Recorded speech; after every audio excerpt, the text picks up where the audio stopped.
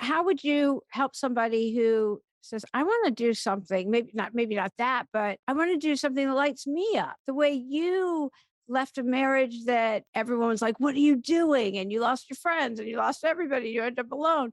But look at you on the other side of it. You're doing what you're called here to do and what makes you happy and The your person for partner. me. Yes, Yes. exactly. And now you have a new baby and you have the life that's more aligned for you. Yes. And they're like, I want that. I want the life that's aligned for me. What would you It's tell them? totally possible. Yes. It's so possible. You know what? I think we have to be really willing to do the hard stuff and have difficult conversations. And I think you need to be open and willing to be really uncomfortable. It's not saying you have to suffer. It's just saying you're not going to get somewhere different by doing the same thing. Yeah, it's so true. Pain is necessary, suffering is optional. Yes. There's a saying that goes like, it's not exactly that, but it's basically that's what it says. I think you also have to there's a lot of self-honesty that's necessary. Yes. And a lot of it for me personally was looking very, once you get past like, okay, I'm going to only be in alignment when I put myself first and stop doing things to please other people. You can't please your parents. You can't do it to please your friends or a boss or anybody. If it's really like wrenching you up inside to get through the day, it's not worth it. They'll get over it. Yeah. So I saw that you talk about healing and shadow work. Can you explain what shadow work is and how to heal from that? Or is that, Yes. yeah, go ahead. No, so shadow work, it sounds so scary, but it's really like the most beautiful parts of yourself. Yeah, hide it in your shadow. And we don't want people to know about it. And the more you bring it out and you first admit it to yourself and then start being open about it, it feels so freeing. I mean, nobody wants to talk about their ugly parts, right? Now I have no problems talking about my ugly parts. I love to say, like, I was the most jealous person. I would be like, oh, I'm so happy for you. And then I would be like, oh,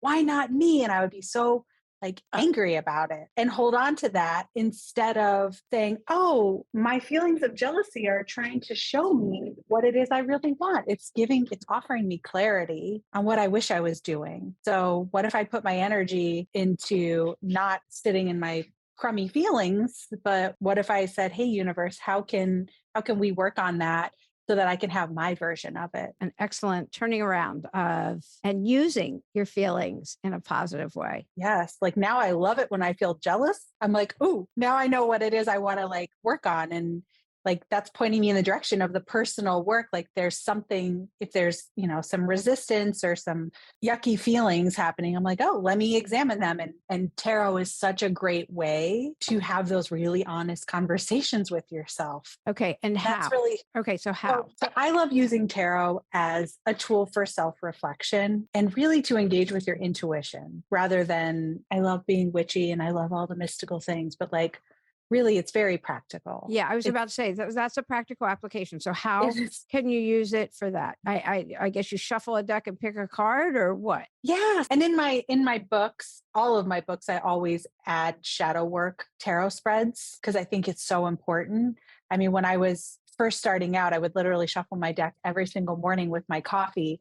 And I would say, okay, what aspect of my shadow wants to come out? Because I wasn't working. So I had a lot of time. Yeah. And Okay. that's again, how it kind of became my profession is because I really dedicated 24 hours a day, 7 days a week to this for over a year.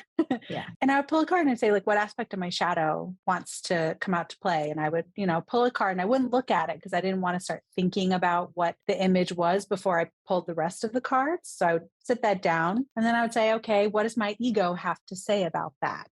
And again, I'm not looking at it. Let's go back. Let's go back to when something's the question before, though, when something's bothering you. Yeah. And there's something to learn. And you said you could use the tarot to help you and that's kind of how I would pull it. I would say, pull a card based on like, hey, I'm feeling this kind of way about whatever, like jealousy.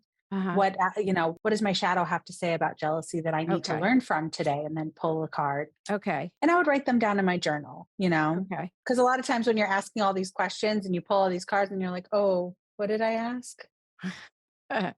That's just me, but I like to Yeah, write them down. It's also a great record to go back and reflect on. okay. But, whatever's coming up for you that's, whether it's like jealousy or anything from your shadow, Right. just, self feeling like a victim. That's another shadowy thing that I've done a lot of work around is like making excuses because I'm feeling victimized instead of empowered. Like, how can I move, pull a card? How can I move from feeling victimized to a place of feeling empowered? Write them down. And then when you start to flip them over, then you can see the messages. And it's not just about going and flipping to your guidebook to look up what the guidebook has to say about it. Like when you see the card,